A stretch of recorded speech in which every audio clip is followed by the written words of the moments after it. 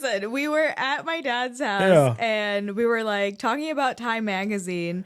And we said, these people, like, they probably, like, no one really reads them. They're sending these magazines out for free. How can they afford to send magazines every month to people who are not paying for it? Yes. That was the only thing I was trying to figure out. I know. And then my dad goes, for free?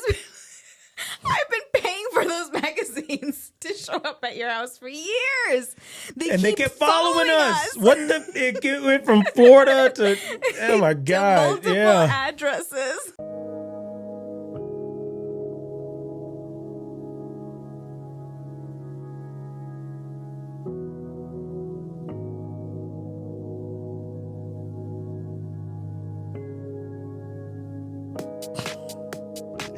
Episode 11. Episode 11. What are we talking about? You tell me. We're going to first talk about our daughter's name. Oh my gosh, I forgot about that part. And then we're going to talk about the second trimester and what that's been like for us. Okay, so let's start off with her name. So yeah, we decided to keep it Egyptian. My name is Anwar, and that means light. Yeah. So we wanted something similar. What else did we want? We wanted other names that you hated. So. Other names we wanted? Names I hated? No, I wanted to pick other names, but you didn't like them. Okay, well, let's go through some of the ones that didn't make the cut. Okay, I liked Leona. Yeah, I can't do Leona. Yeah, you didn't like Leona. I also liked Anya, and you kept saying Enya. It's like Enya. Yeah.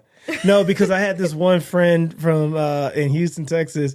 Like he would make this joke. He would say Enya, and then and it was like it's fine. Yeah, it's probably. Yeah. I mean, it's a good idea. I like the name of the shows. And then we also wanted names because your dad did such a good job picking such great names for your family, and all of them mean something. Yeah. You wanted something like that. Yeah. I think my dad got my name from the Time magazine. Yeah. He still sends us Time magazines. Remember the whole time that we were getting these Time magazines, I was like, how are these people staying in business? Yes. Nobody's buying these. No, listen, we were at my dad's house and we were like talking about Time magazine. And we said, these people, like, they probably, like, no one really reads them. They're sending these magazines out for free. How can they afford to send magazines every month to people who are not paying for it? Yes. That was the only thing I was trying to figure out. I know. And then my dad goes, for free? I've been paying for those magazines to show up at your house for years. They kept following us. It went from Florida to, oh my God. To multiple addresses. Yeah. And that's what I was trying to figure out. I was like, how are they staying in business? I know. How do they afford this? Yeah, but it was my dad the whole time. Yeah. So he has an attachment to Time magazine. So that's where they got Charlotte. And so my sisters, they have, mostly African, kind of like, beautiful names, I think. And so I didn't want to have anything that I kind of wanted it to be different. Yeah. And not easy for everyone to kind of just see it and figure it out the first time. I wanted them to think about her. Yeah. So anyways, so we looked into the Egyptian names and tried our best to stay down that path of names that mean light or names that have significant meaning. And we stumbled across the 18th dynasty of Pharaohs that was known for her ability to kind of navigate political situations. She didn't come from royalty, but she was handpicked by the king. Yeah, handpicked. And it just so happened that she was a preferred, I guess you could say, liaison between different political figures. And so they actually wanted to talk to her just because, and if I'm not mistaken, I think she might have been one of the first women to write down her name. I think that is another major detail too. So her name is spelled Tiye, which if you take on the classic Egyptian pronunciation, it's Thea. But we saw it and we said, I think her name's Ty. Yeah. Yeah. And they're not sure how it's pronounced. Yeah. You could pronounce it in multiple ways, but when we saw it, we said, we think her name is Ty. Ty. Yeah. And then we fell in love with it because it's also a deity of light. Deity of light. Yeah. Which was huge for you. My name means light. And I've used that not as, I kind of thought about myself as like someone who should be a source of light. Yeah. And so I always thought about that when I was younger.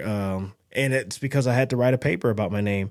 I had to understand my name. Oh, I didn't realize you had to write a paper about it. Yeah, it was an AP English. I had to write my name and my name meaning, my origin, the roots, and yeah. It was like a whole class thing, or you specifically because of the No, type it of was name just you had? AP English and tell us about your name, and it had definition and and that's power really cool. and meaning and all that. That's and so awesome. so when I learned more about my name, I fell in love with it. Yeah. And so anyways, so whenever we decided that her name was Ty, we kept it to ourselves for a while. We did keep it to ourselves because people have a lot of opinions, but and at this point I couldn't really care about what they think. Yeah, someone that wants to tell you that, they think your baby's name should be pronounced this or that or whatever.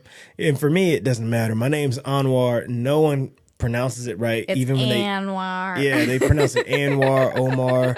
And it's just like, for me, it gives me a chance to either one, correct people, which is something you definitely need to learn how to do, or two, let things slide, which is something you need to learn how to do, or three, use it as a conversational piece, which it lets, and it's not easy to do that if your name is like, like Charles or something like, or Charlotte. Or, Yeah. No, well, for me, you, it's more different. so like, okay, you don't look like a Charlotte. Yeah. And then when you'll say, my name's Charlotte, and they'll say, oh, where are you from? And then you say, oh, I'm from this place. And like, no, where are you from? Like the nationality, like were you born? And they really just want to know, like, what label do I slap on you? Yeah. Yeah, but that's fine. Yeah. So it's still Charlotte. Yeah, it's still Charlotte. Still Charlotte. And so that's our baby's name. That's our baby's name, Ty. And then her middle names are going to be Isadora, which is after my grandfather, who I loved a lot. His name was Isidore. Yeah. And so Isadora, and then Evangeline after your mom. Yeah. Who's also amazing. My mom, I was going to name, before we ever met, I thought my little girl was going to be named Evangeline. Yeah. But then I got a little blessing because my goddaughter, her name is Evangeline, and I think she's perfect. So, so I can use that as a middle name. You all met her in one of our episodes. She's great. Yeah. I would want to do more episodes with Evangeline because she's fantastic. Yeah. She's sassy. Yeah. She's super smart, and she'll let you know how smart she is based on like what you talk about. Yes. And if you don't talk about things that are smart, then she'll keep it to herself. But otherwise, and so I love that about her. She always ends up saying stuff, and I'm like, wait, how old are you? Yeah. Yeah. But she's incredibly smart. Yeah. One thing that she did was on the podcast, she said something, and then she was like, she stopped herself mid-sentence. It was like, do I want to say that on the internet? And I was just like, this is why I want to kiss your face, because you're so stinking smart. And she has that inner dialogue going too. It's great. Yeah. So Evangeline is... She is Evangeline, and that's fine. Yeah. So Ty, Isadora, Evangeline Mack. And her name actually spells Ty. So T-I-E. Just, take the M out, but T-I-E. Yeah, that's awesome. So that's our baby's name. Yeah. Well, speaking of Ty has been moving a lot. My baby. Since the second trimester. Yeah. People told me it was going to feel like butterflies. Yeah. But it felt like someone was, I guess you could say it was butterflies, but someone was inside my stomach going like this. It was so weird when I first started to feel her. Whenever I put my hand on your belly, I was like, it just felt like worms. Yes. Yeah. Not butterflies. Yeah. So that's how we first felt her. And for the longest time, I thought it was gas. Yeah. But I was like, I can't always be gassy. Well, whenever your belly got bigger, you thought you were just going to like use the restroom and then be right back to slim. I'm just constipated. Yeah, no. That's a child. It's a whole life being created. Yeah. And now I'm 24 weeks, 24. And so I can actually feel like you can look at my stomach and see like the punch and kicks. Yeah. And so that is cool. Oh boy. And so this is the calm before the storm, it seems like, because you've adapted somewhat. You still can't sleep the way you'd like. It is a little frustrating for you to lay down in certain positions. Sometimes you're catching your breath a lot. Yes, that has been the crazy thing, catching my breath so much, like always out of breath. And I think it's because she's pushing on my lungs. Yeah. And so especially I'm stuffy all the time for some reason. Yeah. And she's pushing on my lungs. So when I lay down, I can't breathe. Yeah. So then I have to prop myself up. I have that big U-shaped pregnancy pillow, which has been a godsend. And I fought not getting it. There's one thing I've learned is that if I decided that you need something, the last person I should talk to is you. Right. Because you'll push back for I don't even know why. What are you pushing back for? I was like, it's unnecessary. If all these women are saying that, is it because another woman told me what to do? Is that what it's like? It's like who is this woman telling me I need I've heard mixed reviews on it, so I was like, I probably won't need it. I can just like use pillows. But that thing has been I want one. A miracle. I want one because love that pillow. I'll kick my little foot over and rub on it and be like, man, this thing is soft. It's so soft. And then I'll tuck my foot under it and get warm.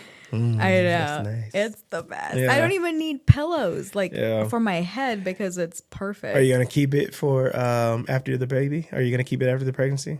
I don't know. We'll see. Because then, can I have it after the pregnancy and I can just use it for like a trimester? You can try it out and see how it goes. Give me one trimester. I want to see what it's like. It looks too comfortable. That's the thing. Yeah, it is really comfortable. But it does help with the breathing though, because it props me up a bit and then lets me kind of turn and lean on it. Yeah. So I can breathe while I sleep at night. Yeah, so it's been great. Nice. Yeah. The other thing that I've noticed in the second trimester, well, as soon as that first trimester ended, it's like a veil got lifted. Yeah. And I was like not nauseous anymore. I was really hungry. Yeah. I went to In-N-Out Burger. Yeah. I think 7 days in a row. Yeah. Because I was so hungry. I remember saying I think you're going to get tired of it. And you're like, don't tell me what I'll get tired of. And I was like, and I have not eaten In-N-Out Burger since that 7th day. But I went from eating tangerines and boiled eggs to In-N-Out Burger. You still eat tangerines and boiled eggs. I do. You but love now tangerines. I can also eat a burger or anything else that I want. Yeah. So it's really nice. But I still can't eat salmon. Yeah. Or Italian food for some reason. Yeah. Well, you're not missing much. Yeah. And so I think the one thing I've noticed is that your feet are swelling a little bit more now. Yes. That's new. And for me, because my initial response to you being pregnant was to find my center and not allow myself to go in any kind of unproductive thought path. Now I've okay, I'm allowing myself to start thinking about things that could go wrong and I've found myself being you have got to stop. Yeah. You're going to drive yourself crazy. And it's so fast. It happens so quick. We were, I have an ultrasound and every once in a while I'll take a peek and look at little girl. Not just try not to do it because it's not terribly necessary. Yeah. It's usually when she's moving around. Yeah. You're like, what is she doing in here? And so one time I looked in the belly and I was tracing the cord and I was like, what the heck is she doing with this cord? Why was she yanking it? And then I started looking at it and I got real quiet and I went out of magic dad, mom, and together us forever mode. And I went into doctor mode and I started scanning it. And I was just I didn't say anything to you. I just started scanning it real quietly, started tracing it. And then I was I had to snap out of it. I was like, what are you doing? You're about to freak yourself out. Well, all you kept saying was, there's the cord. There's the cord. She's holding the cord. why is she touching the cord? Well, I'm happy you could laugh because I wasn't laughing. I was sitting there and I was just looking at it, and then like my heart sank, and I was just like, "You have got to stop! Like you've got to stop!" And so I lost my center temporarily when I allowed myself to be a normal person. You know, like, and you know how it is. Like you have your medicine brain, and then you have your civilian brain. Totally. And your civilian brain, you freak out. Your medicine brain, you never freak out. You don't. And so for that moment right there, I was like, you have got to like get back in the right headspace because this is not the place you want to hang out. And yeah. Well, the only reason I think I didn't freak out is because you don't have that app, What to Expect. Yeah. So every week it like tells you what's kind of going to happen that week. That she'll be jump roping and double dutching and So it did say that she was going to be yanking on the cord. Yeah. And so when I literally saw her. You saw her winding up and pop you in that cord. Yeah. I was like, oh, they were right. I saw your 4-pack. Oh yeah. Yeah. So you have the line, and then you have the fold where the belly is right there. So you got a solid 4-pack now. Solid 4-pack with my linea negra going down it. Yeah. I saw that and I was like, that is 4 sections. But yeah, the muscles, Yeah, I'm trying to like do my deep breathing to keep those muscles like activated so that I can push when the time comes to push. Yeah. Well, if I could go back to the first trimester and review it and like give it a rating on how you did, I think you did fantastic. I really do, because you were nauseous, but you didn't really like make it to where it was everyone else's problem. You just kind of like were like, I don't like that, I'm getting away from it. You just moved on. And so I would say you handled the first trimester like a G. I would say that. I think you were very generous too with like the amount of different, because I was trying to figure out what I could and couldn't eat. And so the amount of food that I made, and I was just like, well, not eating that. Yeah. Yeah. Because I can only imagine what it's like to look at something and just want to throw up. Yeah. But yeah. Like it's like being perpetually seasick, you know? Yes, yeah. And no, it was not it.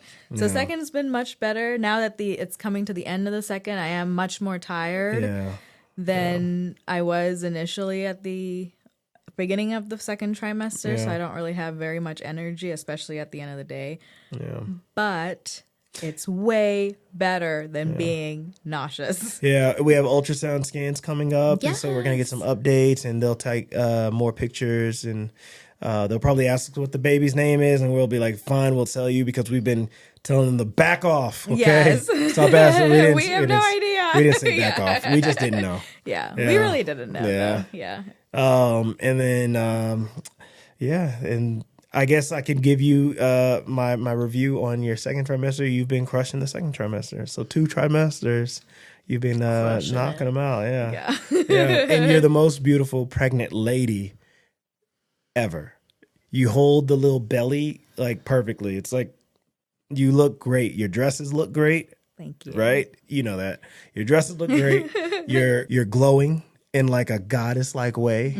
And I remember before we were pregnant, I was always like, you're going to be a psychopath. You're going to be a psychopath. Yeah. And I always was like, no, I'm going to find myself in pregnancy. I just didn't believe you because you said you wanted your superpower when you were younger you wanted your superpower to be that your hair would catch on fire. I know. So everyone can know to back off. And I was like, how do you go from that to like mother zen mode? But that's totally what you are doing. Yeah. You're just like, come home and you have your little hash browns and eggs and you just sit there and you watch Frasier and you look at me. And then you eat, and then Bruce is nice and calm. He's sitting, our little German Shepherd, sitting next to you. So you look like you do look like a Ferris with your like little Sphinx like on both sides, and then you're just sitting there, and I'm just like, she's crushing it. She looks great. Like she looks like she's in her zone. Yeah. And then you've been very supportive I'm just here for the ride. But you've been incredibly supportive of all the things. Like, my biggest thing that I don't do anymore is cook. Like, I've started to cook again just because I can go from looking at raw food to then eating that raw food that's now cooked. Yeah. And I couldn't do that for a while. And so you've been very like, let's just order food. Oh, yeah. No, it's for me, I'm like, whatever. If you're nauseous or something could make you nauseous, to me, that's like one of the worst feelings is being trapped in your own body. Yeah. So pain, nausea, what else? Anxiety, things like that. And so, yeah, I don't want to make it difficult. And what am I going to do? No, like tell you what to eat?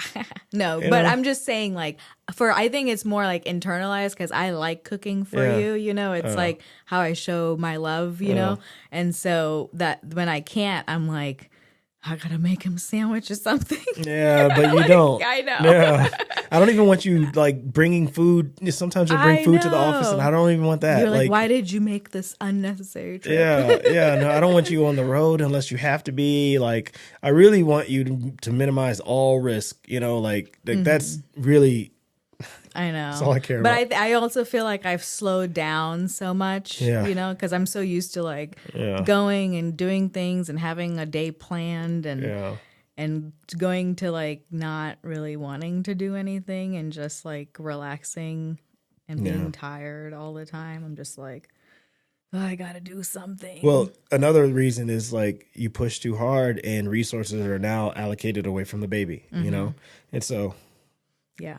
Yeah, but you've been very supportive, so thank you. You're welcome. You're welcome. So then in that scenario, that's episode 11. Episode 11. Yeah. Unless there's something else you'd like to add. No, I think that's all the things. Yeah. And this one, we're calling it The Mom Before the Storm. The Mom Before the Storm. Yeah. It's true. Yeah. Yeah. Third trimester's right there. I can see it. Yeah. Well, I love you. And again, you are, you're something special. Just watching you do this thing. It's pretty crazy. Thanks, babe. And I have to thank you. I'll thank you on the internet. I said it earlier today, but thank you for creating my dreams right there. Like, it's really beautiful. Just being in your presence. I try not to say it too much because then it's like, but that's what I think about when I'm at work. I'm just like, to have dreams back to back come true, it's kind of impossible. So, yeah. So that's our episode. Family. Yeah, that's our episode. And love you. Love you.